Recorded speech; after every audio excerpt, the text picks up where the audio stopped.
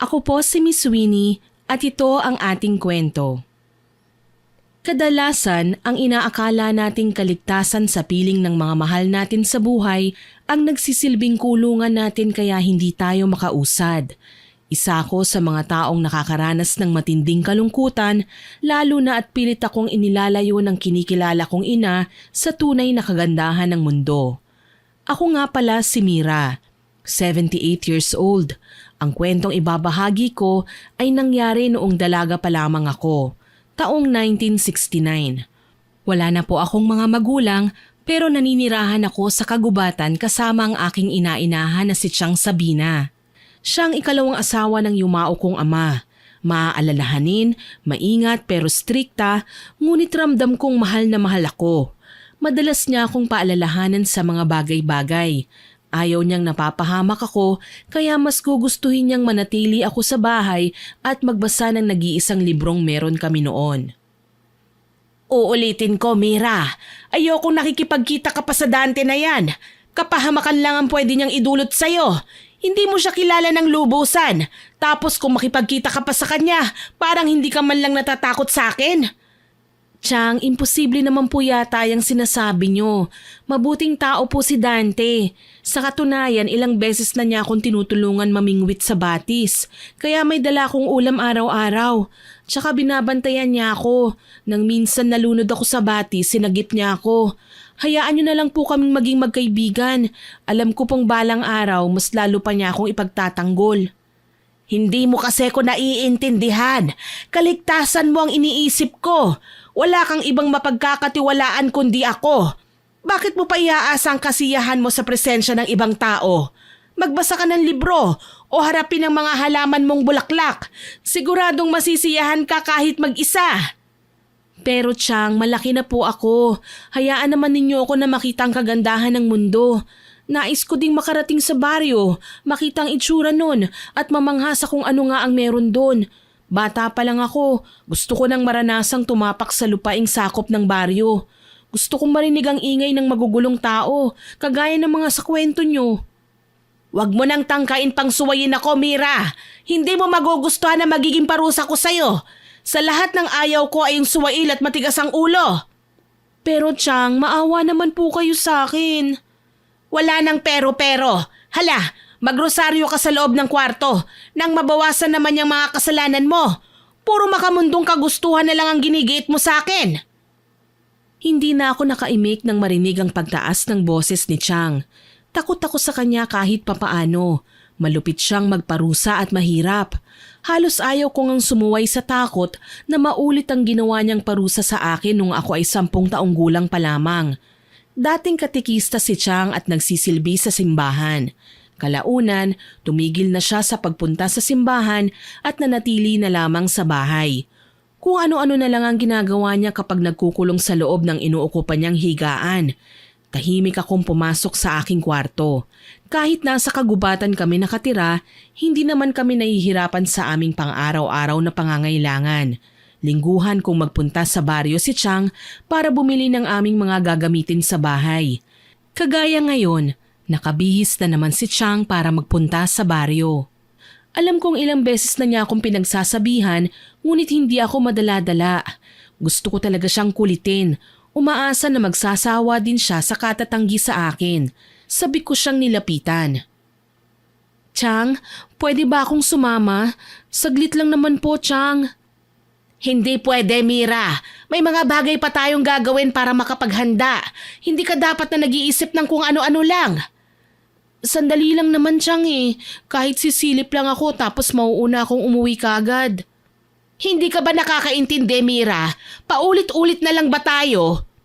Tiang, malaki na ho ako. Hindi niyo ho ako dapat na ikulong ng matagal sa lugar na ito. Balang araw, iibig ako at ikakasal. Aalis din ako sa bahay na ito at mamumuhay kasama ng taong mamahalin ko. Bakit ba ang tigas ng ulo mo? Nangako ako sa tatay mo na walang sino mang lalaki ang sasayad ang kamay maski sa buhok mo. Tapos sinusuway mo ako ngayon. Nababagot na po kasi ako sa bahay na ito, Tiang eh. Hayaan niyo naman po akong... Pwes, tiisin mo ang bagot mo. Huwag mo akong piliting uminit na naman ang ulo ko sa'yo. Hindi naman pwedeng lagi na lang akong umiintindi sa'yo. Pasensya na po kayo, Chang. Hindi na po mauulit. Makukontento na ako dito sa loob ng bahay. Dapat lang, hindi ka pinalaking suwail at matigas ang ulo. Kailangan mong asikasuhin ang bahay. Manguha ka na lang ng kahoy at ako'y hahayo na. Masusunod po, Chang. Wala akong nagawa kundi tumango at malungkot na sumunod sa sinabi niya sa akin. Ayokong sumuway. Pilit ko na lang na inaalala ang mga sinasabi niya na gagawin ko habang wala si Chang. Siya na ang bahala sa mga bibilhin. Ako naman ang naiwan sa bahay at ginagawa ang lahat ng kailangang asikasuhin dito. Sakop pa ng trabaho ko ang manguha ng kahoy, mamingwit at maglaba. Dahil nga sa madalas kong pag-iisa, nakilala ko si Dante.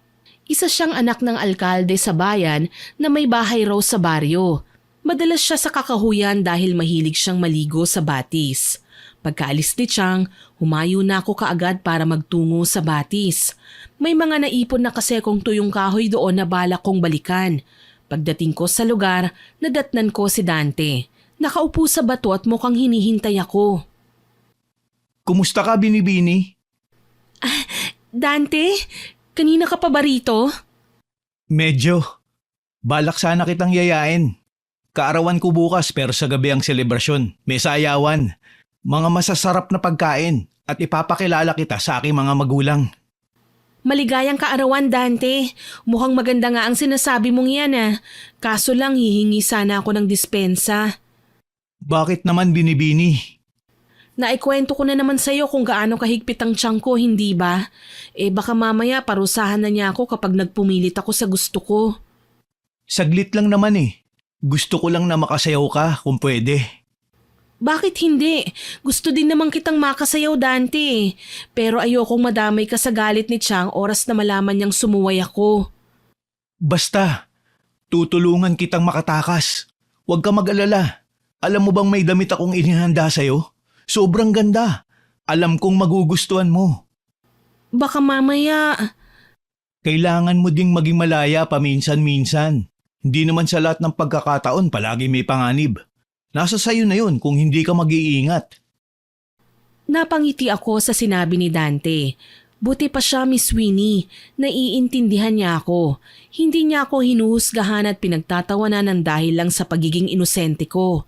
Talagang nais niyang ipakita sa akin ang mundong kinabibilangan niya. Nananabik ako ng hapong yun. Alam ko kung anong oras kami magtatagpo ni Dante sa batis. Siya mismo ang sasalubong sa akin kaya hindi ako mapakali. Napansin tuloy ni Chang ang kakaiba kong kilos. Anong nangyayari sa'yo? Bakit para kang pusang nakikipagligawan? Naku, wala po, Chang. Wala? Sigurado ka? Para kang nakakita ng lalaki. Chang naman, hindi po ba pwedeng sumaya lang ng walang dahilan? Siguraduhin mo lang na wala kang ginagawang kalokohan. Oras na malaman kong may ginagawa kang hindi maganda, may magdurusa sa iyong kapangahasan. Napalunok ako sa kanyang sinabi. Kilala ko si Chang. Alam kong tototohanin niya ang kanyang banta. Mas lalong alam ko din ang hilat siya ng kanyang bituka. May kakayahan siyang mambarang. Maraming beses na niya itong ginagawa sa ibang tao. Yun ang dahilan kung bakit kampante siyang paghigpitan ako. Hindi ako tuloy makagalaw ng maayos sa takot na baka mabuking niya ako. Nagdahilan na lang ako na masama ang katawan ko kaya nauna nang magpahinga. Chang, matutulog na po ako. Inaantok na po ako Mauna na po ako sa inyo. Sige, siguraduhin mong makakapagrosaryo ka bago mahiga Yan na lang ang natatanging gawain natin na nagpapanatili sa atin na mabawasan ang kasalanan. Opo. Pumasok ako sa loob pero hindi para magrosaryo. Palihim ko na lang na inihanda ang munting bayong na pinaglalagyan ko ng aking mga gamit. Sa bintana ako dadaan para tumakas. Alam kong hindi na pumapasok si Chang sa silid ko sa tuwing natutulog ako. Kabisado ko na ang kanyang mga galaw. Kahit papaano, maluwalhati naman akong nakatakas. Nag-aabang na sa akin si Dante sa batis nang dumating ako. May kasama siyang babae na sa tingin ko, bata lang sa amin ng ilang taon. Nakangiti sila sa akin. Dante, nandito na ako. Pasensya na talaga at natagalan ako Kinailangan ko pa kasing tumakas Ayos lang yun, Mira. Salamat naman at nandito ka na. Buong akala ko talaga hindi ka na darating eh. Pwede ba yun? Nangako ako sa'yo. Ay, may kasama ka pala. Oo, meron. Siya nga pala si Luna, nakababata akong kapatid. Luna, siya ang ate Mira mo. Sana magkasundo kayong dalawa ha. Huwag kang mag-alala, mabait yang si ate Mira mo. Ikinagagalak kitang makilala, Luna. Ang ganda mo. Ako din po, ate. Masaya akong makilala ka. Tama nga si kuya. Mukha kang diwata. Naku, hindi naman. Lumaki nga ako sa kagubatan eh. Walang magandang bagay sa akin. Naku ate, kung alam mo lang, tila ka isang nimpa sa ganda. Ang katangiang meron ka ngayon ay natural at simple. Ni hindi mo nga kailangan na magpulbo para lang pumuti. Lalo na't malaporselana na ang iyong kutis. Nakakabusog naman yung mga papuri mo. Tama na, nahihiya tuloy ako. Gusto na kita ate. Halina kayo, maghahanda pa si Mira kaya bumalik na tayo sa bahay. Naku ate, lalong lulutang ang ganda mo kapag naayusan ka. Akong bahala sa'yo. Ayos lang naman sa akin kung simple lang. Ang isama nyo sa isang kasiyahan at makasaksi ng galawan sa isang selebrasyon sapat na para makumpleto ang pagkatao ko. Bakit po kasi ayaw kang payagan ng nanay mo na lumabas man lang paminsan-minsan? Nagkalat daw kasi ang mga masasamang tao sa labas. May mga abusado at manloloko. Baka raw mapahamak ako. Huwag kang mag-alala ate. Nandito naman kami ni kuya para bantayan ka eh. Mas lalo akong namangha nang makarating kami sa kalsada. Yun ang unang pagkakataong makakita ko ng karwahe. Sumakay kami sa loob at hinayaang hilahin ito ng kabayo. Tuwang-tuwa ako sa tuwing mapapadaan kami sa malubak na daan. Para kaming dinuduyan sa alapaap. Halos 1 oras din kaming bumiyahe. Huminto ang sasakyan naming karwahe sa harap ng isang malaki at marangyang bahay. Grabe, ang ganda! Mas maganda ka sa mga yan, Mira. O sige na, at mauuna na ako sa loob. Baka hinahanap na ako ng mga bisita eh. Ikaw nang bahala sa kaibigan ko, Luna ha. Huwag mo siyang gagawing kasing ganda ng mga nakikita niya. Masyado kang mapagbiro, Dante. Hindi naman ako mukhang bahay eh. Hindi ko akalain na sobrang mapagbiro din pala si Ate Mira. Tara na sa kwarto ko ate at nang maayusan kita. Hindi pa pwede ang damit kong ito? Ate, pambahay po yan eh. Hindi yan pwedeng ipakita sa mga bisita sa kasiyahan. Kukutsain ka lang nila. Kung ganun, may katotohanan talagang sinabi ni Chang tungkol sa malulupit na mga tao? Hindi naman po sa ganon ate, pero kadalasan kasi kapag may nakikita ang mga tao talagang napupuna nila kagad. Kaya kailangan maging presentable tayo kahit papaano. Sige, pero ikaw nang bahala sa akin ha. Wala kasi akong alam sa pag-aayos eh. Ikaw kahit napakabata mo pa, presentable ka ng tignan. Magkaiba po kasi ang lugar na kinalakihan natin ate. Pero wag kang mag-alala, ako na ang bahala sa'yo. Tuluyan na akong hinila ni Luna papasok sa marangyang bahay nila. Hindi ko maiwasang mapatingala at lumingon sa kung saan-saan. Paano'y halos tad-tad ng palamuti ang lahat ng parte ng bahay nila Dante. Halos hindi ko nga maihiwalay ang tingin ko sa mga yon. Halika ate, may mga damit akong ipapasuot sa'yo. Siguradong babagay sa'yo ang mga ito. Naku, nakakahiya naman Luna. Mukhang mamahalin pa naman ang mga yan. Huwag kang mahiya ate. Halika, ito isuot mo. Tapos paparesan natin yan ng magandang alahas. Ang ganda naman ng mga damit na ito. Naku, ayos na to Luna. Itabi mo na ang mga alahas. Mahirap lang ako, walang karapatang magsuot ng mga alahas. Ate, hayaan mo na ako. Pangarap kong maging taga-disenyo ng mamahaling damit sa Paris. Kaya pagbigyan mo na ako sa gusto ko. Ikaw ang magsisilbing modelo ko sa ngayon. Diyos ko, ano bang nagawa kong kabutihan sa mundo at binigyan mo po ako ng ganitong klaseng grasya? Napakarami nito, Luna. Hindi ko pa nagagamit yan, ate. Pero bago po lahat yan, binili ng papa ko mula sa ibang bansa. Halos magkasukat naman tayo kaya ibibigay ko na sa'yo. Ang bait mo naman, Luna. Maraming salamat ha. Wala yun, ate. Halika na, aayusan na kita. Ako na ang bahala sa'yo. Sisiguraduhin kong magmumukha kang Diyosa sa gabing ito. Binihisan ako ni Luna at tinulungang mag-ayos. Makalipas lang ng ilang sandali, palabas na kami ni Luna sa kwarto niya. Inalalayan niya ako pababa sa hagdan at tumambad sa amin ng napakaraming bisita. May mga taong sa tingin ko ay banyaga.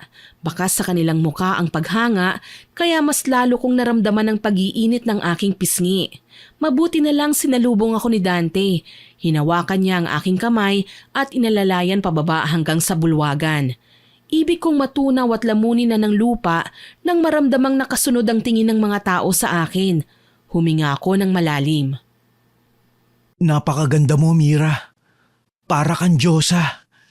Salamat kay Luna, inayusan niya ako, Dante. Pero grabe ka naman sa Diyosa. Tao lang naman ako na hindi kayang tapatan ng ganda nila. Mukhang kailangan ko muna kayong iwan, Kuya Dante, Ate Mira. Nakakakilig kayong dalawa eh. Sana naman magkamabutihan kayo. Bakit, Luna? San ka pupunta? Dito ka lang, wag mo kaming iwanan. Lalapit po ako kina Mama at Papa, Kuya. Aasikasuhin ko din po muna ang iba nating mga bisita. Diyan ka muna, ate. Sige, Luna. Maraming salamat. Nakakatuwa naman si Luna, no? Ang galing niya sa halos lahat ng bagay. Kaya niyang ayusan ang kanyang sarili. Kaya niyang umasikaso sa mga bisita. At sa murang edad niya, marami na siyang alam. Kanina mo pa pinupuri ang kapatid ko. Ako naman ang pansinin mo. Nakalabing wika ni Dante kaya natawa ko. Pareho silang may itsura ni Luna. Matangkad din at maputi. Angat na angat ang kanilang lahi sa karamihan. Pareho pang mabait at hindi marunong sumimangot. Isinayaw ako ni Dante kaya nagpatianod ako sa kanya. Halos 2 oras din akong nakalimot sa realidad. Akala ko nga mananatili na lang ako sa mundo ng pantasya. Ngunit kasabay ng mga paghangang natatanggap ko mula sa maraming tao ay ang katotohanang tapos na ang aking pangarap at kailangan ko nang bumalik sa tunay na buhay. Oras na, Dante. Kailangan ko nang umuwi eh. Teka muna. 2 oras ka pa lang dito eh. Pwedeng mamaya ka na lang umalis? May sasabihin pa sana ako sa iyo eh. Hindi pwede, Dante. Alam mo naman na matalas ang pakiramdam ni Chang at baka malaman niyang wala ako sa kwarto ko. Sige na nga. Teka, ihahatid na lang kita. Baka hanapin ka ng mga bisita niyo. Ipahatid mo na lang ako sa karwahe. Hindi pwede. Baka kasi mapahama ka. Ako pa naman ang sumundo sa iyo sa inyo. Dapat ako din ang maghatid. Teka lang at magpapaalam ako. Sige. Umalis nga kagad si Dante at nilapitan ng kanyang ama at ina na kanina pa abala sa pakikipag-usap sa mga bisita nila. Para sa akin, mababait ang pamilya nila Dante at Luna. Sa katunayan, magiliw nila akong tinanggap bilang kaibigan ni Dante. Ni wala silang pakialam kung saan ako nagmula. Wala akong napansing panghuhusga. Namataan ko naman si Luna kasama ang kanyang mga kaibigan. Nang makita niya ako, kaagad niyang iniwan ang mga kausap niya. Ate, kumain ka na ba? Hindi kita nakitang dumampot man lang ng plato. Oo Luna. Kanina pa nga eh. Hindi mo lang yata napansin. Pero sabay kami ng kuya mo. Ikaw? Mamaya na po ako, ate. Bakit parang balisa ka? Ayos ka lang ba? Oo naman. Nagpaalam lang kasi ako sa kuya mo kung pwede bang umuwi na ako. Alam mo na, oras na kasi. Baka mapansin ni Chang na wala ako sa bahay. Nagpresenta naman si Dante na ihahatid ako. Gusto mo ba ate, samahan ko na si kuya? Tutal naman nandyan sina mama at papa. Tsaka saglit ka lang naman naming ihahatid. Naku, wag na Luna. Ayos lang ako.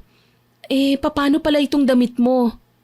Sa'yo na yan ate. Pasasalamat ko po yan sa pagpapaunlak mo sa imbitasyon namin na pumunta sa kaarawan ni kuya. Ang bait mo naman Luna. Ang swerte ko at nakilala kita. Ate, mas maswerte ako dahil naging kaibigan ka namin ni kuya. Mukhang nagkakatuwaan pa kayo Nagpaalam lang ako kay Luna. Kung ganun, halika na. Ihahatid na kita. Ingat kayo ate. Kuya, bumalik ka kaagad ha? Oo, babalik ako agad. Huwag kang mag-alala. Naging maayos at mabilis naman ang biyahe namin papunta sa Kakahuyan kung saan ako dapat na lumiko pa uwi ng bahay. Hindi nga nagtagal, bumaba ako sa karwahe at nagpaalamanan na kami ni Dante. Mabilis ang hakbang ko pabalik sa bahay. Tahimik na. Pero napangiti ako nang makitang bahagyang nakaawang pa din ang bintana. Ibig sabihin, hindi pumasok si Chang sa aking silid. Dali-dali akong pumasok at nahiga sa kama. Itinaas ko ang may kakapalang kumot at binalot ang aking katawan.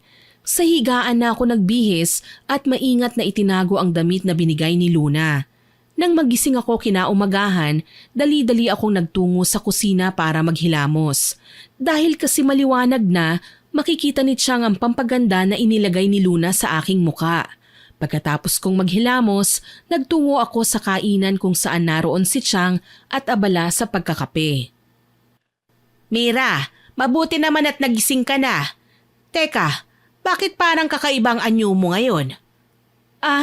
Bakit po, Chang? Ano po bang nangyari sa akin? Parang gumanda ka. May nilagay ka ba sa mukha mo? Naku, wala po, Chang. Wala akong nilagay sa mukha ko. Napasarap lang po talaga ang tulog ko. Kaya pala ang tagal mong bumangon. Kita mo, nauna pa ako sa'yo eh. Opo, Chang. Pasensya na po kayo at ngayon lang ako nagising. Napasarap lang po talaga ang tulog ko. Kaya siguro hindi ka na sumagot ng tawagin kita kagabi. Ilang beses kitang tinawag eh. Papasok na nga sana ako kaso lang, kinailangan ko pang asikasuhin ang ginagawa ko sa altar. Opo, pasensya na po. Hayaan niyo po at aagahan ko ng pagising sa susunod. Mabuti naman. Balita ko nagdiwang ng kaarawan ng anak ng alkalde kagabi. Narinig ko sa usapan ng mga suking binilhan ko ng iilang gamit natin sa bahay. Sabi pa nga, imbitado raw ang pinakamatalik nilang kaibigan na babae na hindi naman ipinaalam kung sino. Ikaw, Mira, baka kilala mo ang tinutukoy nila. Hindi ba at kaibigan mo si Dante? Pasensya na po, Chang. Matagal na akong hindi nagpapakita kay Dante. Sabi niyo naman po na hindi na ako dapat nakikipaglapit sa kanya, hindi ba? Tama ka. At umaasa nga ako na hindi nga, iha. Ayokong ikaw din ang magsisi sa huli. Hindi mo alam kung ano ang kapahamakang dala ng lalaking yun sa buhay mo. Sa tingin ko naman po mabuting tao si Dante. Hindi niya ako magagawang ipagkanulo. Ang lalaki ay lalaki, iha. Huwag mo silang ipagtanggol. Oras na makaramdam sila ng makamundong pagnanasa, hindi na nila kikilalanin pa kung sino ang binabangga nila. Wala na rin silang pakialam kahit nung una ay nirerespeto kanila. Kahit gusto kong umangal sa maling paniniwala ni Chang, hindi ko magawa. Baka kasi sa kararason ko, tuluyan na niya akong mabuking at malamang nanggaling ako sa selebrasyon nung gabi.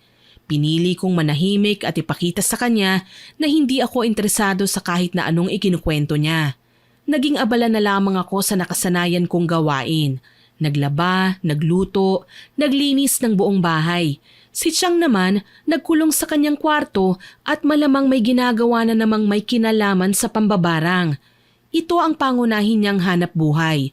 Depende sa barang na gustong ipagawa ng customer, may malaki at katamtamang bigay na halaga. Masakit mang isipin pero hindi ko masaway ang tiyan ko. Siguradong parusa ang aking matatanggap, oras na pakialaman ko ang mga bagay na siyang bumubuhay sa amin. Pinili kong maglabas sa batis ng araw na yon. Natuwa ako nang makita si Luna. Abala sa pagtatampisaw kaya tinawag ko siya. Luna, nandito ka pala. Uy, Ate Mira, mabuti naman at maaga kang nakarating dito. Kanina pa kita hinihintay eh. Bakit naman? Nasaan ang kuya mo? Wala po si kuya eh. Isinama ni Papa sa kabilang bayan. Naparito din ako dahil inutusan ako ni Mama na ibigay sa iyo ang mga pagkain ito. Ang dami naman ito, Luna. Pero bakit? Nagpunta ka kagabi sa kasiyahan pero hindi man lang kita napadalhan ng ulam. Hindi naman namin mauubos ang lahat ng iyon eh. Ito daw po sana ang pinahihintay ni Mama sa'yo kaso lang nagmamadali kang umuwi eh. Pasensya ka na ha. Kapag nagdala ako ng ganyan sa bahay, malalaman ka agad ni Chang na tumakas lang ako. Ayos lang yun, ate. Nandito na din naman ako eh. Hindi ka na niya pagdududahan. Napangiti ako at tinanggap ang mga lalagyan na kanyang iniabot. Pumapatak pa ang buong katawan ni Luna dahil kakaahon lang niya sa tubig. Nagpasalamat ako at sinabing ilalagay ko na muna sa tabi ang mga pagkain. Nakakatuwa dahil tinulungan pa niya akong maglaba. Sa katunayan, mabilis akong natapos sa ginagawa ko kaya kahit papaano, nagkaroon pa ako ng oras na makipagkasiyahan sa kanya. Bandang 10:00 na ng umaga ako umuwi sa bahay. Halos magkasabay lang kami ni Chang na dumating. Siya naman ang galing sa bukid. May mga dalang bungang kahoy na nakasilid sa sako at pasan niya. Nagmamadali kong tinulungan si Chang nang maibaba ko ang aking mga dala. Chang, tulungan ko na po kayo. Hala, sige, salamat. Teka, bakit ang daming pagkain sa mesa? Bigay po ni Luna, Chang. Luna? Sino siya? Kaibigan ko po, Chang. Babae po. Paano ka nagkaroon ng kaibigan? Hindi ba sinabi ko na sa'yo na umiwas ka sa mga tao? Talaga bang sinusubukan mo ang pasensya ko? Chang, tama na, Mira. Harap-harapan mo na akong niloloko eh. Sa tingin mo ba nakakatuwa ka pa, ha? Hindi po talaga ako nagsisinungaling. Kaibigan ko po si Luna. Nakilala ko din sa batis. Sinungaling? Pagkatapos ng pagiging mabuti ko sa'yo, ito pang igaganti mo? Nagulat ako nang biglang lumagapak ang pisngi ko sa lakas ng pagkakasampal sa akin ni Chang Sabina. Ito ang unang beses na sinaktan niya ako. Nanginginig na umatras ako at dinama ang nanginginit kong pisngi. Pakiwari ko, kumapal ang aking muka.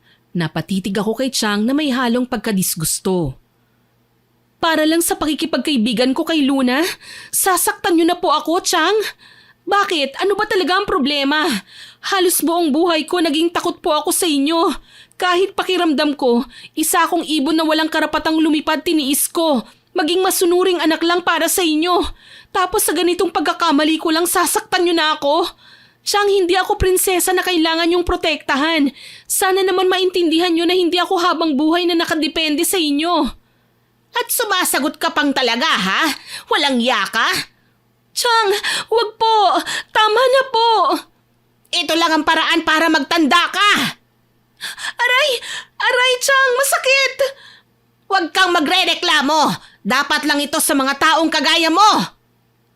Pumalahaw ako nang makailang beses niyang inihampas ang kanyang pinakatatagong latigo na ginagamit niyang pamparusa sa akin. Halos magmakaawa ako sa sobrang sakit pero hindi siya nakinig. Pinalo lang niya ako ng pinalo hanggang sa maging lupaypay na ako at nanghihina. Walang tono kong umiyak habang nakahandusay at hindi na magawang makatayo. Dala ng labis na pagkalugmok, nakatulog ako sa sahig at hindi na namalaya ng mga pangyayari. Nang magising ako, labis ang gulat na naramdaman ko nang makitang nakaluhod na si Chang sa kanyang altar at dinadasalan ng damit na bigay sa akin ni Luna. Nanlaki ang aking mga mata at kahit masakit pa ang aking katawan, kaagad akong napabangon. Chang, ano pong ginagawa niyo? Binibigyan ko lang ng leksyon ng mga taong nakikipaglapit sa'yo, ha? Isa kang makasalanan. Akala mo ba, hindi ko alam ang ginawa mo kagabi? Dumaan ka sa bintana, sumama sa Dante na yon at nagpakasasa sa makamundong kasiyahan. Kinakaibigan lang nila ako. Wala po silang masamang balak sa akin. Hindi mo ako maluloko, Mira. Nakahanda akong gawin ang lahat. Pagdosahin ng kahit sino, wag mo lang akong iwanan. Wala kayong puso, Chang. Bakit si Luna pa? Bakit? Dahil siya ang tulay para mapalapit ka sa lalaking si Dante. Bilang mambabarang, alam mo na dapat ang mga kakayahan ko. Pero mabuting tao po ang mga gusto niyong saktan. Bakit kailangan parusahan niyo sila? Ako na lang, Chang. Hindi, ako ang masusunod. Ako lang at ang mga salita ko. Wala akong nagawa nang makitang nagsindi ng kandila si Chang. Umusal siya ng mga katagang hindi ko maintindihan, tsaka ipinatak sa parting dibdib ng damit na ibinigay ni Luna sa akin. Napaiyak ako ng husto habang naiisip ang posibleng nangyari ngayon kay Luna. Alam kong nasasaktan siya at nagsisimula na ang sumpa para sa kanya. Dahil sa labis na pag-aalala, pinili kong tumakas ulit ng gabing yun. Babalik naman ako eh. Kailangan ko lang matiyak na hindi mapupuruhan si Luna sa ginagawa ng Chang. Mabuting tao ang mga taong nais niyang saktan. Wala akong pakialam kung nakayapak man ako at madilim ang kalsada. Kahit malayo ang kailangan kong lakarin, kampante naman ako dahil kabisado ko na ang daan. Halos 1 oras din akong nagtatakbo hanggang sa matanaw ko na ang pamilyar na bakod ng bahay nila Dante. Kakatok na sana ako pero napilitan akong tumabi dahil may paparating na sasakyan sa may tarangkahan. Nagulat ako nang lumabas ang nagmamaneho nun at lumapit sa akin. Si Dante. Mira, anong ginagawa mo rito? Diyos ko, bakit ang dami mong sugat? Ang mga paa mo, bakit nakayapa ka lang? Dante, tumakas ako sa bahay namin. Hindi ko na kaya ang pananakit na ginagawa ni Chang sa akin eh. Nang dahil lang sa hinihingi kong kalayaan, binugbog niya ako. Itinuring na hayop. Kailangan ko lang na mapaghihingahan ng sama ng loob kaya naisip kong puntahan kayo. Tama na, huwag ka nang umiyak. Halika, dito ka na muna sa amin. Pasok tayo sa bahay. Buti naman at natuntun mo ang bahay namin. Nakakamangha ka. Talagang nilakad mo lang ang layo nun. Matandain naman ako sa bawat kalsada eh. Tsaka sanay akong maglakad. Salamat, Dante. Grabe naman yung tiyang mo. Hulaan ko, nalaman niya ang tungkol sa ginawa mong pagtakas ano? Mas lalong lumakas ang aking pag-iyak. Kahit nasa sala kami at inaalo ako ng binata, ginagamot pa niya ang mga sugat at galos ko sa paa. Malaking bagay na sa akin ang ginawa niyang pag-alo. Nung nasa bahay pa ako, ayaw ni Chang na umiiyak ako. Hindi raw kami duwag, kaya wag na wag kaming iiyak, lalo na at ang luha namin ang nagiging dahilan kung bakit kami nasasaktan.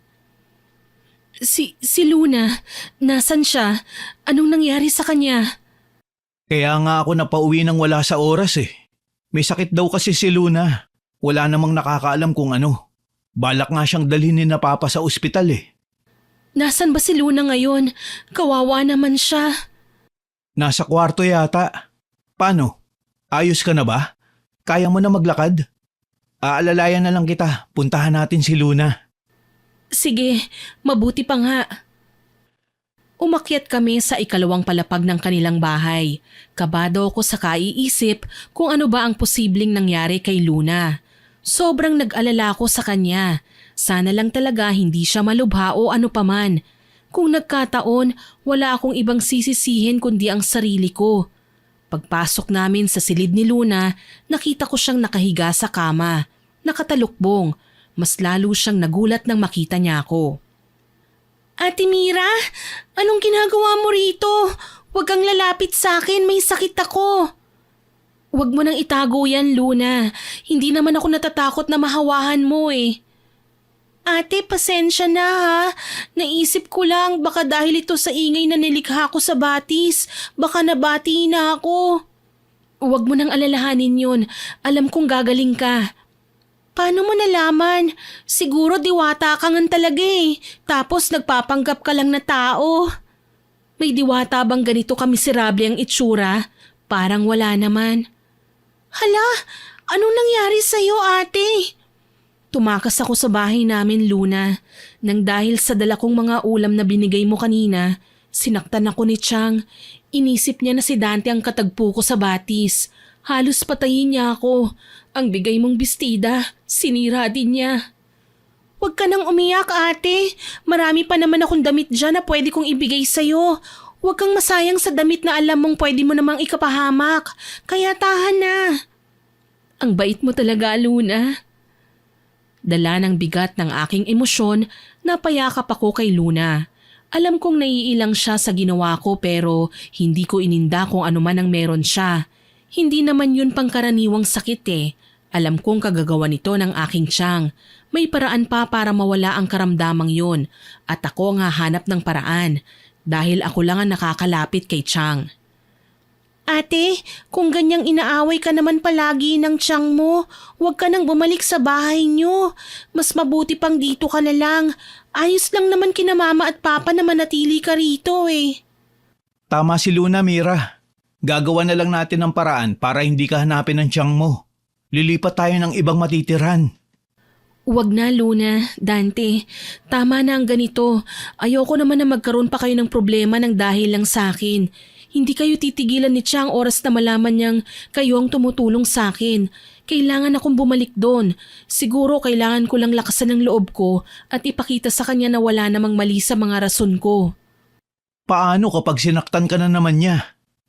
Mahal ako ni Chang, kaya alam kong hindi niya ako sasaktan ng husto. Tsaka tatakas na lang ako ulit kapag ginawa niya yun. Mamaya na yung usapan. Luna, isasama ko na muna si Mira sa kusina nang makakain ha. Sige kuya, ingat kayo ate. Magpaalam ka sa akin kapag aalis ka na ha. Oo Luna, gagawin ko. Nagtungo kami sa komedor at naabutan ng mga magulang ni Dante na nakaupo at nagsisimula ng magdasal. Maingat akong inalalayan ng binata para umupo at napansin kong may isa pa silang bisita. Matapos ang pagdarasal, nagsalita si Dante. Donato, nandito ka pala. Oo, Dante. Dinalaw ko mga ninang at ninong ko. Ikaw, kumusta ang biyahe sa ibang bansa? Balita ko, gumagaling ka na sa larangan ng pagninegosyo ha? Hindi naman gaano. Marami lang talaga akong magagandang idea na pwedeng isuggest sa mga empleyado para maging mabili pa ang produkto natin. Sa bagay, sino naman ang napakagandang dilag na kasama mo? Siya si Mira, kaibigan ko. Oo, hindi ko alam na may kaibigan ka palang diwata. Tao si Mira, Donato. Saka wag mo siyang pinupuri ng ganyan kung ayaw mong mailang siya sa'yo. Sige, ikinagagalak kita makilala, Mira. Ako nga pala si Donato, ang kinakapatid ni Dante. Ikinagagalak din kitang makilala. Pansin ko, medyo may kabastusan kung tumingin sa akin si Donato. Kung suriin niya ako, para bang gusto na niya akong hubaran. Kaya naman halos hindi ko na magawang nguyain ng maayos ang aking kinakain. Magiliw akong kinakausap ng mga magulang ni Dante. Ayon sa kanila, hindi raw magandang tignan sa isang babae ang nagtutungo sa bahay ng lalaki sa ganitong oras ng gabi. Kaya kung maaari, ipapahatid na raw nila ako para maproteksyonan ang aking sarili laban sa masasakit na salita ng ibang tao. Ayaw nilang marinig ko ang mga panlalait ng mga kapitbahay nilang palagi na lang nakabantay sa kanilang mga kilos. Nagpresenta si Donato na ihatid ako gamit ang kanyang sasakyan. Hindi naman makaangal si Dante dahil siya ang nais na isama ng kanyang mga magulang sa ospital para ipagamot si Luna. Wala akong nagawa kundi ang pumayag. Habang nasa daan, panay ang tingin ni Donato sa akin. Pakiusap, Ginoo. Huwag mo kong titigan ng ganyan. Bakit? Anong klaseng titig ba ang ginagawa ko? Tinitignan lang naman kita. Masama ba yun? Nababastos po kasi ko eh. Wag mo na akong ipo. Halos magkaedad lang naman tayo eh. Sa may kanto na lang ako. Marami pong salamat sa paghatid. Teka, medyo masukal na to ah. Sa kagubatan talaga ako nakatira. Sanay na ako dito, sa dilim at katahimikan. Dito na lang ako, nasa unahan na naman ang bahay namin. Teka lang, mamaya na. Huwag ka munang umalis. Pasensya na, nagmamadali kasi ko eh. Baka hinahanap na ako sa amin. Ayokong pag-alalahanin ng tiyan ko. Ni hindi ko na hinintay pang makapagsalita si Donato. Dali-dali akong umalis at bumaba na ng kanyang kotse. Akala ko yun na ang huling pagkikita namin, pero sinundan niya pa pala ako. Hindi ko pa nga nasasabi ang kailangan kong sabihin eh. Huwag ka nga kasing magmadali. Kailangan ko makilala ka ng husto. Bakit? Alam mo kasi, ang mga taong kagaya mo, nakakapagduda mga kilos eh. Sigurado ka ba na hindi ka rebelding nagpaplano ng masama labang kay Ninang? Bigla ka na lang dumating sa buhay nila Dante. Umaastang malapit ka sa kanila at tila kabilang sa kanilang pamilya. Ano ba talaga ang pinaplano mo? Sigurado ko, isa kang rebelde. Ano? Hindi totoo yan. Isa lang akong normal na tao. Wala akong tinatagong sikreto. Kung ganun, isa kang babaeng bayaran. Mababa ang lipad na magbibigay ng aliw sa mga lalaking kagaya ko. Kaya ngayon, babayaran kita. Hindi ka muna aalis. Wag! Bitiwan mo ako! Hindi ako isang babaeng bayaran! Huwag ka nang magpakipot, Mira. Maganda ka naman eh. Pagtsatsagaan na kita. Pakiusap! Wag! Dahil sa labis kong pagpupumiglas, nagawa kong makawala sa mga hawak ni Donato. Hindi na ako nag-aksaya ng oras. Kaagad na akong nagtatakbo para makalayo sa kanya. Hindi ko alam kung sa paanong paraan pa ako makakaligtas pero umaasa akong makakalayo kagad sa kanya.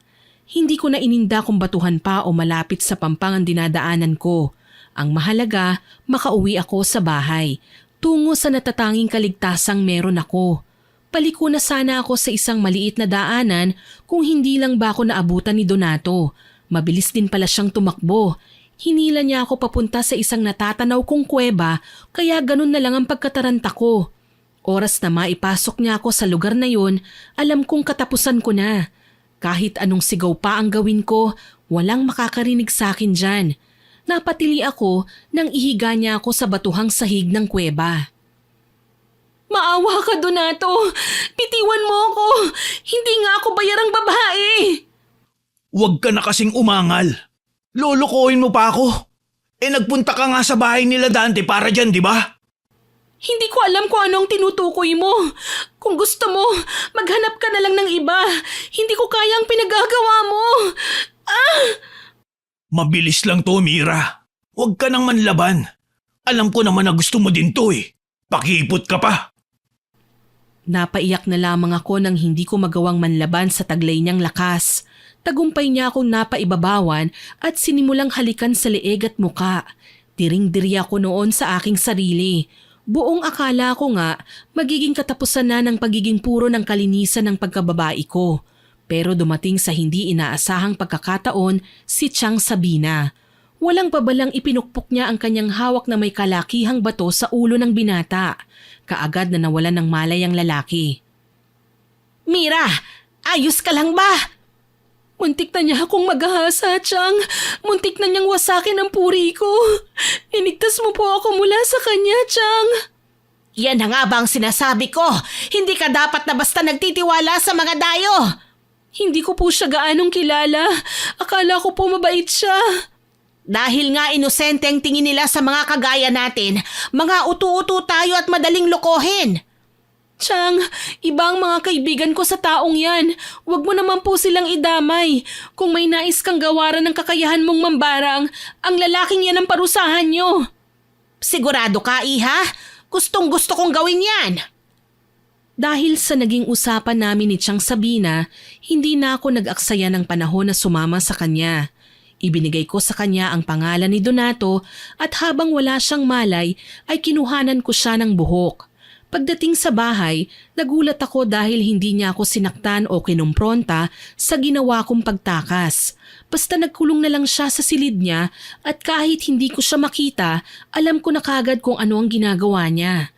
Barang, alam kong si Donato naman ang magdurusa ngayon lalo na't palihim kong kinuha sa altar niya ang damit na binigay ni Luna at nagmamadali ko yung sinunog.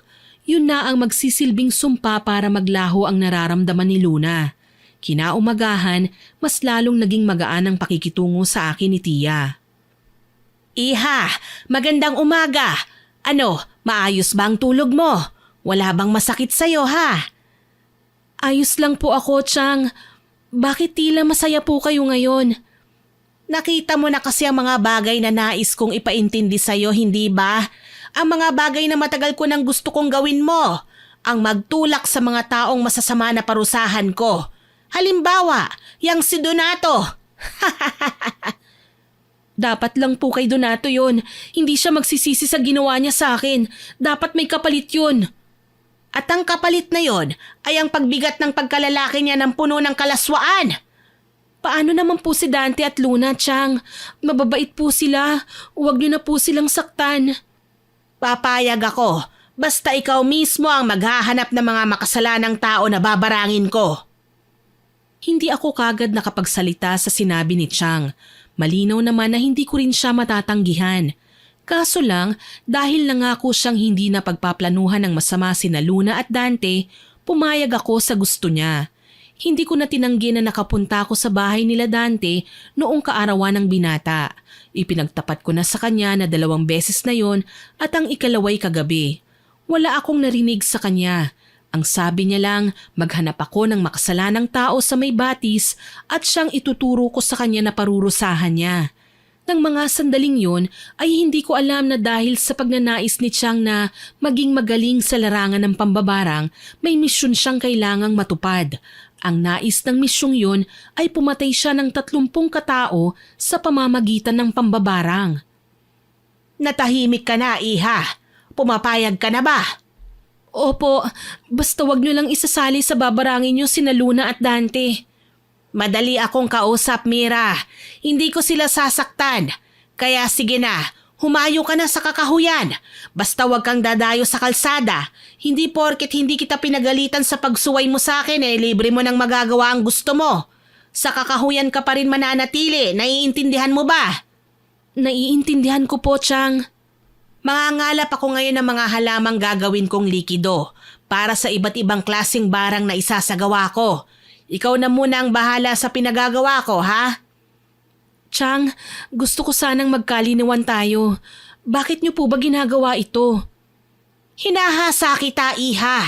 Ikaw ang magiging tagapagmana ko, kaya kailangan maging kabisado mo ang lahat ng bagay at orasyon na may kinalaman sa pambabarang. Ito din ang dahilan kung bakit nais kitang ikulong sa lugar na ito.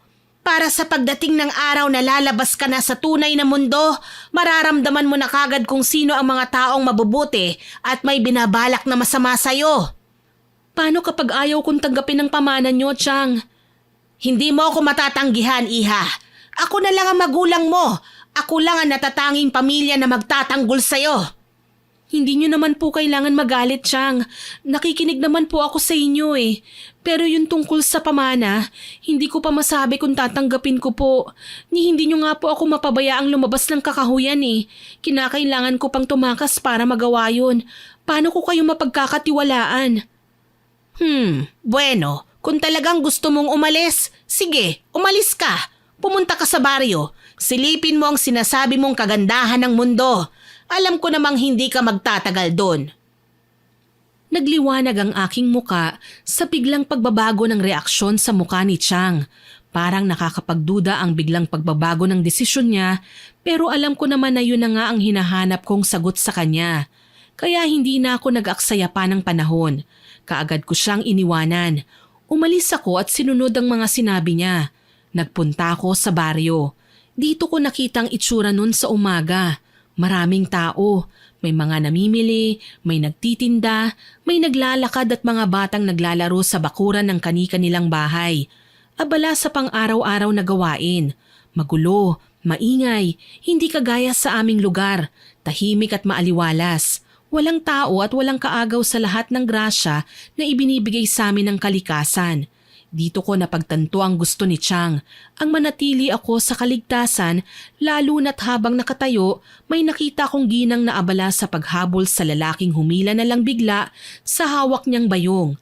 Naririnig ko pa ang salitang magnanakaw, ngunit walang nagtangkang lumapit para tulungan siya. Naisip kong umalis na doon at tinungo ang bahay nila Luna at Dante. Sa bungad pa lang naabutan ko ng nagkakagulo ang mag-anak. Iyak ng iyak ang aking kaibigan. Dante, anong nangyayari? Si Luna, mas nagiging malubha siya. Hindi na nga namin alam kung ano ang gagawin Kahit ang ospital na pinuntahan namin ay walang malinaw na maipaliwanag na dahilan ng kanyang pagkakasakit. Ganun ba? Kawawa naman si Luna. Teka, nasa na siya ngayon? Nasa loob. Hindi ko pinapayong makita mo siya dahil sobrang malubha na ang kanyang itsura. Wala akong pakialam, Dante. Kailangan kong makita si Luna. Baka may maitutulong ako sa nangyayari sa kanya. Alam mong lumaki ako sa kakahuyan. Marami akong kilalang halaman na pwedeng gawing gamot. Sigurado ka, Mira? Kapag nagawa mong iligtas ang kapatid ko sa sakonang ito, pangako, hindi na kita ihiwalay sa piling ko. Bakit mo naman gagawin yun? Dahil matagal na kitang mahal, Mira. Kaya kapag nakikita kong sinasaktan ka ng tiyang mo, nasasaktan din ako para sa'yo. Gagawa tayo ng paraan para makalayo ka ng tuluyan sa kanya. Hindi ko alam kung anong isasagot ko, pero umaasa ako na gagaling siya. Umaasa ako na makakahanap ako ng mabuting lunas para sa kalagayan niya. Pumasok kami sa loob ng kwarto at napasinghap ng umaalingasaw ang malansang amoy sa paligid. Si Luna na nasa kama ay halos hindi na magawang umalis. Basa ng nana ang kanyang katawan na nagbibigay ng mantsa sa kanyang bagong palit na kumot. Ang kanyang mukha pababa ay hindi na makilala, ni hindi na nga niya alam kung nagagawa pang makapagsalita ng dalaga, lalo na't nakikita niya sa bawat pagnganga nito, natatanaw niyang pati loob ng bibig ng dalaga ay may sugat at mga nanana. Diyos ko, anong nangyayari sa'yo, Luna? Bigla na lang siyang dinapuan ng kakaibang sakit. Ni hindi nga niya matandaan kung anong mikrobyo ang dumikit sa kanya, kaya siya nagkaroon ng ganun. Natatakot ako para sa kanya. Wala naman daw siyang sakit, ayon sa taga-ospital. Huwag kang mag-alala, gagawin natin ang lahat. Mapabuti lang ang kalagayan ni Luna. Nasaan banda ang inyong kusina, Dante? Nasa ibaba. Pwede mo ba akong samahan? Baka may naitatabi pa kayong bawang. Meron pa nga. Halika at gawin na natin kaagad ang gamot para kay Luna. Ano bang gagawin mo sa mga bawang na to? Kailangan nating sunugin ang mga ito, tsaka natin dudurugin. Pinroseso nga namin ng maayos sa mga bawang at dinikdik pagkatapos. Naging kahawig na ito ng uling kaya naman tinipon namin ito at inilagay sa isang mangkok. Binuhusan ko ito ng dalakong langis na pangontra laban sa mga pambabarang. Mira, ano yan? Kapag ipinahid natin ito sa katawan ni Luna, pwedeng matuyo ang mga sugat niya. Gawin mo ito 3 beses sa isang araw, Dante. Magpatulong ka sa mama mo. Pangako, matutuyo din ang mga sugat ng kapatid mo. Gagawin ko yan, Mira. Maraming salamat ha. Teka, nagtataka lang ako kanina at hindi ko naitanong. Ano ba nangyari at naparito ka? Inaway ka na naman ba ng tiyang mo? Hindi, Dante. Sa katunayan nga niyan, siyang nagsabi sa akin na mamasyal ako. Bibigyan niya ako ng kalayaan. Mabuti naman kung ganun. Ibig sabihin, malaya na rin kitang madadalaw? Maliban yun, ang ibig kong sabihin, hahayaan na niya akong makapamasyal, pero hindi ang magpadalaw sa bahay. Ayos lang. Pagkakataon na din yun. Paano? Kailangan ko nang umalis. Mag-iingat ka. At teka, ihahatid na pala kita. Wag na, Dante. Kaya ko naman. Tsaka mas gusto ko ito para mabilis kong makabisado ang mga bagay-bagay. Magkita na lang tayo sa batis, ha? Sige, pangako. Umalis na nga ako at hindi na nag-abalang magpahatid pa kay Dante.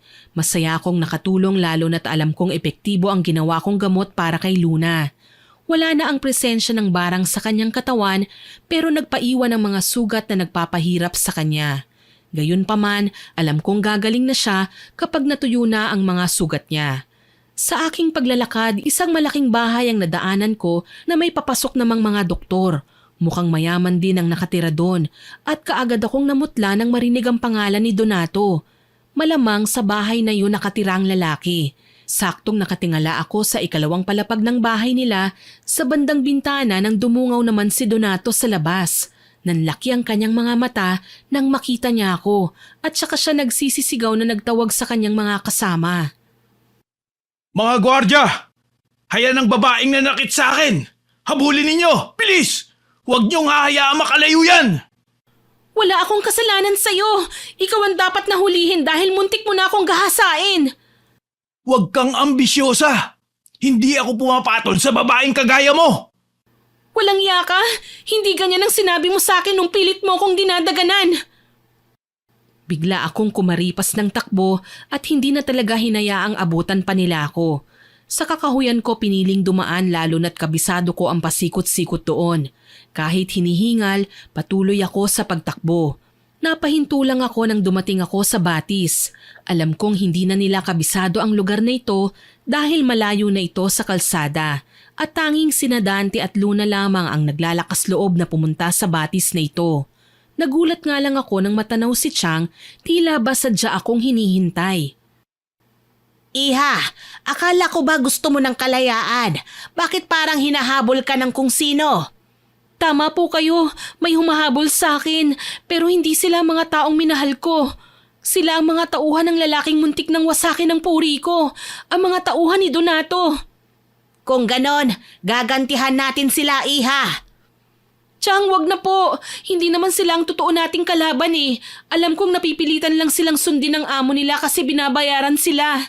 Kahit na, depensahan mo naman ang balwarte natin. Hindi kita pinalaking suwail. Chang, kung palagi po nating iisipin ang pagganti, wala itong magandang maidudulot sa buhay natin. Wag na po natin silang pansinin.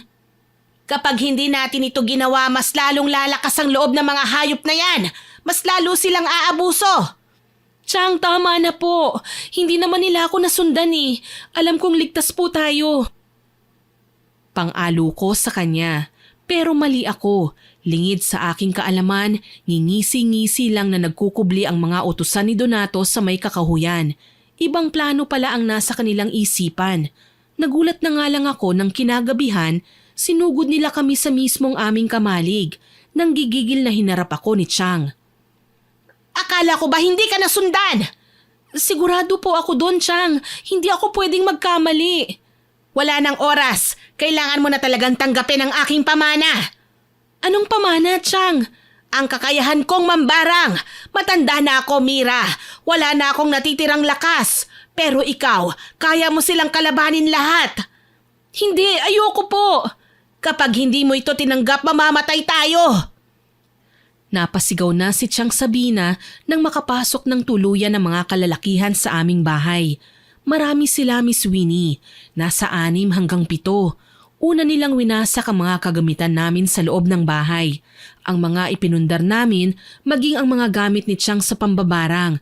Lahat ng yun binasag nila. Wala silang tinira. Sunod nilang nilapastangan ay kami mismo ng aking inainahan. Binugbog kami, pinahirapan, pinagsusugatan. Oo, mambabarang si Chang, pero wala siyang pisikal na lakas na pwedeng tumalo sa mga kalalakihan. Kinamkam pa nila ang pera namin na nakatago sa kwarto ni Chang. Ipon niya yon, mga kinita niya mula sa pambabarang. Nanginginig na nakiusap ako nang makita namin na hinahalongkat nila pati na ang mga pagkain namin.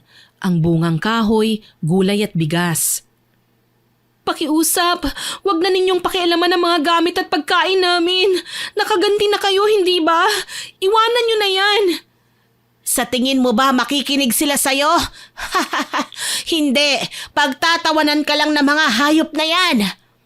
Hoy, maawa naman kayo sa amin. Mahirap lang kami. Huwag niyong ubusin ang mga bagay na meron kami. Kung ako sa'yo ay mananahimik na lang. Gantihan na lang natin sila sa paraang gusto natin. Ito na ang pagkakataon lalo na't abala pa sila. Dito ko napagtanto kung gaano kasama ang tao. Kaya naman dala ng galit, umusal ako ng mga kataga. Hindi alam ni Chang na ako man ay may sariling kakayahan. 14 anyos nang madiskubre ko ito pero wala akong pinagsabihan. Lalo na at naririnig ko si Chang na ipinagmamalaki ko sa mga kliyente niyang nais magpabarang ng tao sa kanya. Ayokong gamitin niya ako laban sa kasamaan. Kaya nga ginagamot ko ng palihim ang mga taong nilalapastangan niya. Hindi niya yun alam dahil may kakayahan din akong hindi makilala sa pagtatawas niya. Kaso lang, sa pangyayaring ito, kailangan kong lumaban. Kailangan kong makaligtas. Kailangan ko munang maging masama. Habang nakikita ni Chang ang bawat buka ng aking bibig, mas lalong lumalaki ang kanyang pagngisi. Sige, mag-orasyon ka. Sige, lakasan mo pa. Tumahimik ka, Chang. Bakit ako tatahimik? Gusto mong masaktan, ha? Ako lang ang magdidesisyon ng magiging parusa nila. Kaya huwag kayong makikialam. Ang lakas ng loob mong singhalan ako. Hindi tayo mapapahama kung hindi dahil sa kagagawan mo. Wala akong kasalanan, Chang. Kasabay ng pagsigaw ko ay nagulat sila nang humangi ng malakas. Alam kong sa pagkakataong ito, alam na niyang may kakayahan din ako, kaya siya napapaatras. Tila ba hindi siya makapaniwala sa mga nakikita niyang ginagawa ko. Alam ko na kaagad na kukontrolin niya ako, pero syempre hindi ako papayag. Tama na ang pagiging alipin ko kay Chang. Sumigaw ako at napatakip ng kanilang mga tenga ang mga kalalakihan. Alam kong nagulat sila sa aking ginawa. Walang babalang tumirik ang kanilang mga mata at nagsuka ng dugo hanggang sa tuluyan silang bumagsak. Gulat na gulat naman si Chang Sabina sa kanyang nakita. Malakas ka! Isa ka ring mambabarang na hindi na kailangan ng pamana! Hindi ko ginagamit sa kasamaan ng kakayahan ko, Chang. Masaya na akong namumuhay ng kasama ka. Pero pilit mo akong pinaghihigpitan ni hindi mo ako kayang intindihin. Intindihin? Suwail ka! Bakit kailangan pa kitang intindihin, ha? Ngayon, dapat makitang pagkatiwalaan. Gayong inilihim mo sa akin ang tungkol sa pagkatao mo. Hindi mo ako masisisi sa ginawa kong pagpatay sa mga magulang mo. Anong sinabi niyo? Oo, hindi sila namatay sa disgrasya. Namatay sila dahil kinitlan ko sila ng buhay. Paano niyo nagawa sa akin ito? Bakit niyo ako niloko? Buong buhay ko, kayo ang minahal ko. Matagal ko nang kilala ang mga magulang mo, pero hindi kami magkasundo. Kalaban ko sila sa pambabarang ko dahil sila ang mga albularyo na gumagamot sa mga biktima ko. Hindi nagtagal, hindi ko na kinaya ang kanilang panghihimasok sa kakayahan ko. Kaya ginawa ko ang lahat para saktan sila hanggang sa mamatay. Hindi mo lang talaga alam na nagpanggap lang akong asawa ng papa mo para mapaniwala kita na nagmamahalan kami. Pagbabayaran niyo ang ginawa niyo. Niloko niyo ako. Si Donato, alam mo bang kinontrol ko ang pag-iisip niya para muntik ka ng gahasain, ha? Matagal na kitang sinusubaybayan, Mira. Sa mga gabing tumatakas ka ay binabantayan kita. Pero ngayon ko lang nakita ang pambihira mong kakayahan. Sa labis kong galit, ginusto ko siyang saktan at patayin. Kaya naman iniangat ko ang aking kamay at pinuno ng konsentrasyon ng aking isip. Sa isang iglap, napansin kong tila hindi mapakali si Chang habang umuusal ako ng orasyon. Tila siya nasisilaw kaya naman mas pinag-igting ko pa ang aking ginagawa. Dito ko na nasaksihan ang panlilisik ng kanyang mga mata. Tila ba kagaya na siya ng mabagsik na hayop na nakahanda ng lumapas sa pagkaing nasa kanyang harapan. Humakbang pa siya papalapit sa akin, nilagpasan ng mga nagsibagsakan ng mga tao at namimilipit sa sakit. Hindi mo ako kaya, Mira! Siguro nga po hindi kita kayang labanan, pero kaya ko kayong itaboy. Hindi ako maniniwala sa mahinang nilalang na kagaya mo. Kung ako sa'yo, umatras ka na lang bago ka patamaan ng kamalasan dahil sa kagagawan mo. Ikaw din ang tatamaan ng karma. Subukan natin, Chang. Sa isang iglap, dumating ang napakaraming bubuyog na kanina ko pa tinatawag. Lahat sila, iisa lang ang puntirya, si Chang Sabina. Walang nagawa ang babae nang halos tumikit sa kanya ang mga ito at itaboy siya palayo. Wala kang utang na loob! Walang yaka! Talagang kinalaban mo na ako! Tatandaan mo ito! Babalikan kita! Hindi ako natatakot sa inyo. Kahit may kakayahan ako, gagamitin ko ito para puksain kayo. Hindi ko kayo aatrasan. Baka ikaw ang mapuksa. Tandaan mo, isa ka lang anak ng albularyo. Samantalang ako, lehitimong mambabarang na simula pa noon. Hindi ako papayag na magtagumpay ka. Kung kinakailangang kitlan kita ng buhay, gagawin ko yon. Maiganti ko lang ang mga magulang ko laban sa kasamaan mo. Hindi ko na nahabol pa si Chang na halos palipad nang umalis ng bahay. Maging ang mga taong kanina lang na namimilipit sa sakit na numbalik na sa kanilang normal na kalagayan. Kaagad ko kasing binawi ang sumpa na binigay ko sa kanila, lalo na't wala naman talaga akong balak na patayin sila. Dali-dali kong sinundan sana si Chang, ngunit hindi ko alam kung saan siya pumunta. Naiyak na lang ako nang mapagmasdan ng magulong bahay namin. Sa isang pagtatapat, kaagad na nagbago ang tingin ko sa paligid. Kaya pala gayon na lang kung paghigpitan niya ako. Kasi hindi naman niya talaga minahal ang tatay ko. Niloko lang niya ako. Ang pagpapakilala niya bilang kunwari ay mabuting ina, isa palang kalokohan. Nasa aktong naglilikpit ako ng kalat nang isang boses ang kaagad na narinig ko sa labas. Mira? Mira, nandiyan ka ba? Dante, anong ginagawa mo rito? Mira, ano nangyari dito? Nagwala ba ang tiyang mo? Pasensya na kung dumiretso na ako dito Dumating kasi sa bahay si Donato. Tuliro. Sabi niya, nagkasala daw siya sa'yo. Muntik ka na daw niyang gahasain. Pero hindi niya alam kung bakit niya yun nagawa. Pilit niyang inaalala kung bakit tila may kumokontrol sa kanyang gawin yun. Alam ko na yon. Si Chang ang may gawa ng pagkontrol sa isipan niya. Hindi lang yun. May ginawa siya sa pagkalalaki ni Donato kaya lumubo ng husto. Baka may alam kang gamot para sa kanya. Gustuin ko mang magalit sa kanya na ipaliwanag niya sa akin na hindi niya raw kagustuhan ng bagay na yun. Basta na lang daw siyang sinapian ng masamang hangin kaya siya nakaramdam ng pagnanasa sayo. Tungkol naman sa mga tauhan niya, natakot lang daw siya kaya nais kanyang ipahuli.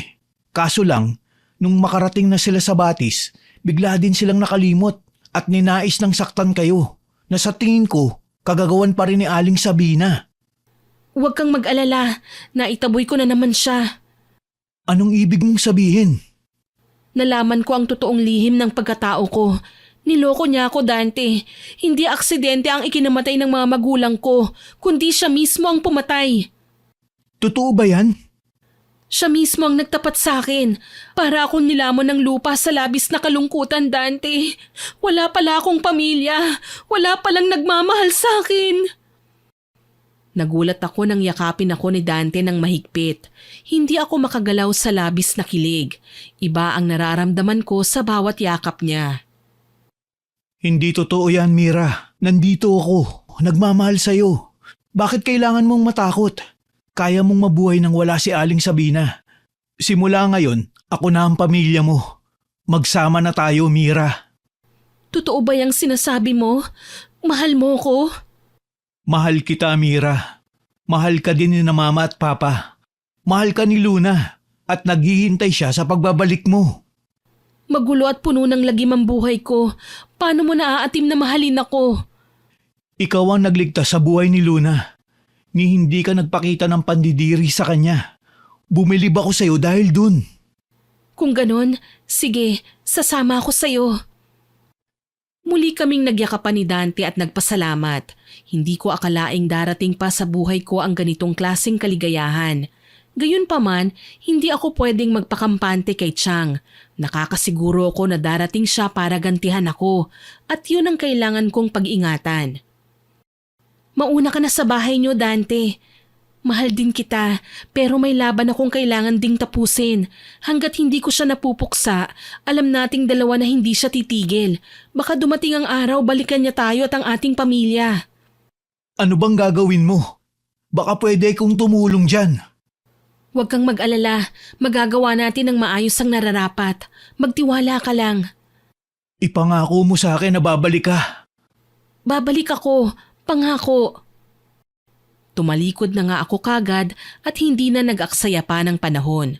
Gamit ang sinaunang pagtatawas na matagal ko nang natutunan pero hindi ko ipinapaalam kay Chang ay natuntun ko siya. Sa kuweba kung saan ako muntik nang maghahasa. Nagsasagawa siya ngayon ng ritual na makakapagpahina sa aking kakayahan kaya naman tinatagan ko ang loob ko at sinugod siya. Habang naglalakad, inuusal ko ang pamuksang orasyon laban sa mga mambabarang na kagaya niya. Hindi nagtagal, dumating ako sa kuweba at ubod lakas na tinawag ang kanyang pangalan. Chang Sabina! Nasaan ka? Naduduwag ka na ba? Lumabas ka riyan! Harapin mo ako! Mali ka! Hindi ako natatakot sa'yo. Dahil ang totoo, pinaghahandaan kita. Bakit niyo ako pinaghahandaan? Isa lang akong hamak na mananambal. Samantalang kayo isang kinatatakutang mambabarang. Bakit kailangan niyo pa akong paghandaan? Nakikinitan niyo ba sa diwa niyo na posibleng matalo ko kayo? Wala kang kasing yabang. Bakit? Dahil ba nagtapat na sa'yo ang lalaking matagal mo nang gusto? Subukan mo siyang saktan at makakatim ka ng kahindik-hindik na sumpa mula sa akin. Kalokohan! Simulan na natin ang laban at tama na ang maraming dada. Ang ingay mo masyado. Nagkanya-kanya na kami sa pag-uusal ng mga orasyon. Nagpatawag ako ng sandamakmak na makamandag na insekto habang siya naman tinitira ko sa aking katawan. Binabarang ako ng harapan. Medyo nahilo ko nang magdugo ang ilong ko. Malakas ang sumpa na iginawad niya sa akin pero hindi ako tumigil. Nakita kong gumapang ang mga insekto sa kanyang buong katawan pero buong kayabangan lang niyang iniliyad ang dibdib para ipakitang matibay siya. Hanggang sa maisip kong tawagin ang pinakamakamandag na ahas na kilala ko at hinayaang dumaan ito sa ulunan niya. Alam mo, Chang, minahal kita. Kahit ikaw ang pumatay sa mga magulang ko, pinilit kitang inintindi. Naisip ko na kahit ganun ang nangyari, binuhay mo pa rin ako. Kaso lang wala pala talagang pagmamahal dyan sa puso nyo. Kaya sige po, hahayaan na kitang matikman ang karma mo para sa mahabang panahong paglilihim mo sa akin ng katotohanan. Ang dami mong drama. Wala namang katuturan. Pweh! Nagmana ka nga sa mga pakialamero mong magulang. Walang magawang tama. Puro inggitero at inggitera. Paalam, Chang. Mahal na mahal po kita. Kahit kailan, hindi kita makakalimutan. Anong ibig mong sabihin? Bago pa man ako makapagsalita, ay tinuklaw na ng ahas si Chang. Hindi na siya nakagalaw pa at nanlaki na lamang bigla ang kanyang mga mata. Ni hindi na nakasagot pa sa akin si Chang at basta na lang nangitim ang kanyang muka at saka bumula ang bibig. Walang babala siyang bumagsak tsaka nangisay at unti-unting nawala ng buhay. Tahimik akong umiyak dahil sa resulta ng aking ginawa. Gayunpaman, nagpapasalamat ako lalo na't sa pagkamatay ni Chang ay makakamit na namin ng tunay na kapayapaan. Umalis ako sa kakahuyan at piniling sumama kay Dante. Nagpakasal kami at nagkaroon ng isang anak. Naging masaya naman si Luna para sa amin. Natupad din ang pinakamimithi ko, ang magkaroon ng ate na kagaya mo, Ate Mira. Ikaw ang nagligtas sa buhay ko at hindi ko makakalimutan ang pangyayaring yon. Ginawa ko lang ang tama. Alam mo naman yon, hindi ba? Walang kasamaang mananaig laban sa kabutihan. Kahit palang isang gaya ko ay ipinalaki sa kasamaan at masasamang gawain, kusang darating ang araw na tayo ay magigising at makakamit ang kapayapaan na gusto natin. Tama kayo dyan. Ako man ay masaya para sa'yo, mahal kong Mira. Hindi ko akalain na magagawa mong iwan ang nakalakhan mo para sa akin. Mahal na mahal kita, Dante, at kayo ang pamilya ko. Wala nang iba. Paano na yan? Malapit na ang binyag ng anak nyo. Kukunin nyo pa rin bang ninong si Donato? Oo naman. Alam kong hindi niya kagustuhan ang nangyari sa kanya. Isa pa, nagkapatawaran na kami. Wala nang dapat pang balikan sa masaklap naming nakaraan. Salamat at hindi ka nagtanim ng sama ng loob sa kanya. Mahal, hindi ba dapat natin pinapatawad ang mga taong nagkasala sa atin, lalo na kung nagsisisi naman sila? Hayaan mo na, mabuting tao naman si Donato eh. Kita mo nga siya pa ang nagpalibing kay Chang. Sabi nga niya, naaawa din siya sa sinapit ni Aling Sabina. Nilamon ng galit kaya ninais na maghiganti. Ayoko naman talagang husgahan si Chang eh, pero ang dami na niyang sinaktan. Natakot ako na baka dumating ang araw, kayo naman ang saktan niya katulad ng ginawa niya kay Donato. Hindi naman pwede yun. Ang mahalaga, na ibalik sa ayos ang lahat. Wala na tayong kinatatakutan. Magiging masaya na ang pamilya natin. Tsaka tiwala naman ako sa inyo, ate at kuya. Magagawa niyong lutasin ang lahat ng problemang darating sa inyo. Tsaka subok ko na ang katapangan niyo eh. Halos lahat nga ng sumusuway ay napapatino ninyo. Ganyan kayo kabuting tao. Napangiti na lamang ako sa tinura ni Luna. Alam kong matibay kami at lumalaban sa pagsubok. Sa katunayan, nagagamit ko ang kaalaman ko sa panggagamot sa ibang tao, Miss Winnie. Ilang pasyente na ang napagaling ko dahil sa taglay kong kakayahan na magpagaling. Bilang pagsuporta ni Dante sa aking mabuting hangarin sa kapwa, nagpagawa kami ng laboratorio kung saan gagawa kami ng mga herbal na tableta, gamot at kape na makakatulong sa pagpapaganda ng kalusugan ng mga tao. Sa ngayon, mabili naman ang aming produkto at epektibo sa karamdaman ng mga tao. Masaya ako na nakakatulong sa kapwa at ang dating karanasan ko sa piling ng malupit kong Chang ang nagsilbing daan ko para baguhin ang aking masaklap na pinagdaanan. Hanggang dito na lamang po. More power po sa inyong channel at God bless. Naway kapulutan po ninyo ng aral ang aking ibinahaging kwento. Bago ko po tapusin ito, gusto kong mag-shoutout sa lahat ng mga masusugid nating tagapakinig. Ilan po sa kanila ang babanggitin ko ngayon at babasahin ang kanilang komento. Shoutout po kina Ma'am Marites Nalica, Miss Lydia Lopez, Miss Vicky Yabut, Miss Belen Malbas, Ma'am Lynette Parado, Miss Alma Flores, Miss Len TV at kay Sigbinan sa Sweden. Sila po ang laging present at unang nakikinig sa bawat upload natin sa ating channel.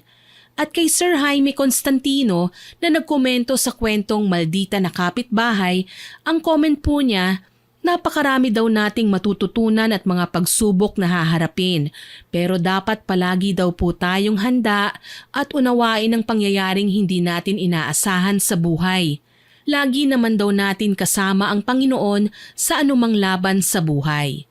At kay Miss Ami Yong na laging nagkokomento na napakaganda daw ng ating mga stories dito. Maging si Ma'am Alfreda Alano na laging nagta-thumbs up sa ating upload. Hanggang sa muli, ako po si Miss Winnie na buong pusong nagpapasalamat sa inyong walang sawang pakikinig.